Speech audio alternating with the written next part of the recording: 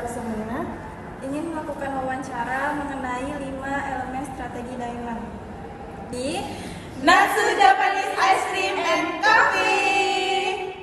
Check it out.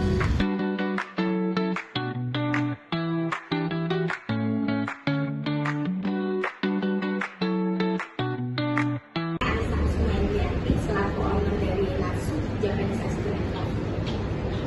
Jadi untuk pertanyaan pertama, apakah Natsu Coffee ini cuma berfokus pada es krim dan kopi? Apakah nanti bakal ada produk baru atau bakal ada makanan yang menarik perhatian? Awalnya memang sebenarnya kita hanya es krim dan kopi ya, juga ada non kopi. Tapi seiring perkembangan ini kan kita harus menyesuaikan dengan kebutuhan, benar nggak? Kebutuhan pelanggan.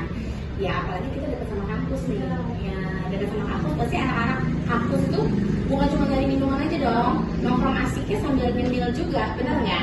Ya makanya ya kita ada kayak minumannya juga, kita ada perkembangan dengan ada tambahan menu baru, ditambah lagi sama makanannya, cemilannya, pastinya akan ada terus gitu loh. Untuk target utama pasarnya ini, apakah target pasar utama untuk mahasiswa saja atau nanti bakal ada target untuk anak-anak, bahkan orang-orang dewasa seperti kakek, nenek, itu bakal ada? Pastinya. Walaupun memang kita istilahnya targetnya memang untuk anak muda gitu ya. Tapi kan yang kita jual ini kayaknya semua kalangan bisa deh gitu kan, dari mulai anak kecil sampai yang tua gitu. Untuk perkembangan Natsu Coffee ini, apakah ada kerjasama antara pihak lain atau untuk kakak sendiri untuk mendirikan Natsu Coffee ini? Kebetulan kita ini memang bergerak di bidang F&B, karena ini memang Natsu ini sebetulnya franchise dari Jakarta. Bukan saya yang membangun brand image ini sendiri, bukan, karena ini memang franchise. Si Natsu ini sendiri pusatnya adalah di Jakarta. Nah, tapi kita bawa ke Lampung ini kita yang pertama kali. Gitu, kita yang baru pertama. Untuk selanjutnya, strategi apa sih Kak untuk Natsu Coffee ini berbeda gitu dengan kafe-kafe yang lain? Apa yang membuat kafe ini berbeda? Strategi apa yang Kakak? Yang pasti kalau yang jual es krim, kopi sudah banyak ya, benar kan? Dengan rasa yang hampir-hampir mirip ya, hampir-hampir mirip sama gitu. Yang pasti yang membuat kita berbeda adalah keunikan kita, benar ya sih? Mungkin orang-orang banyak yang lewat di sini ngeliat, oh ini konsepnya beda nih gitu, lebih vibes-nya ke Jepang-Jepangan nih, benar nggak sih? Karena ini belum ada nih saat ini di Lampung, itu yang istilahnya jadi unggulan kita gitu loh. Kalau misalnya dari segi makanan, minuman, semua konsep itu biasanya sama dan rasa pun mirip-mirip gitu kan, punya keunggulannya masing-masing lah. Tapi yang lebih kita tonjolin di sini adalah keunikan kita itu ya dari si Natsu ini adalah vibes yang Jepang-Jepangannya itu yang membuat berbeda, dan dari segi es krim kita aja juga bentuknya udah beda gitu.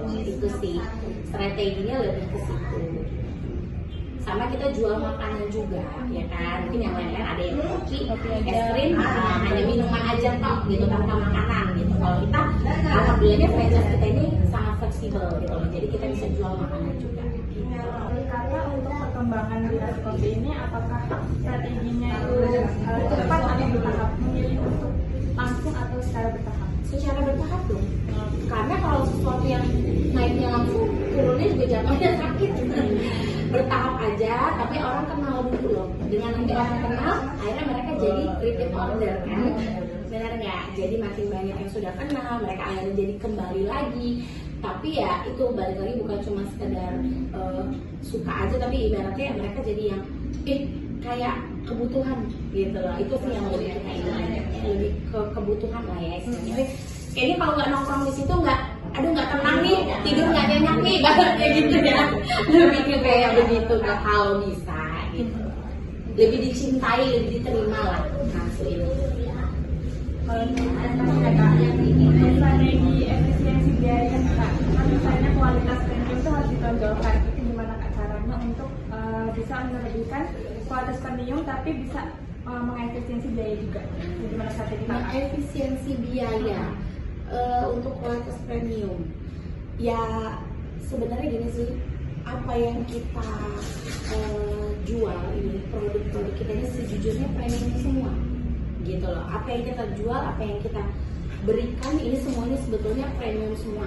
Tapi alhamdulillahnya kita bisa menjangkau istilahnya kalangan yang bukan hanya menengah ke atas, menengah ke bawah pun bisa dengan harga yang bisa dicek istilahnya harga kita ini bisa menengah ke bawah gitu loh istilahnya. Tapi dengan barang-barang yang suguhan yang kualitas semua gitu loh. Jadi ya alhamdulillahnya sejauh ini ya masih oke-oke aja gitu loh.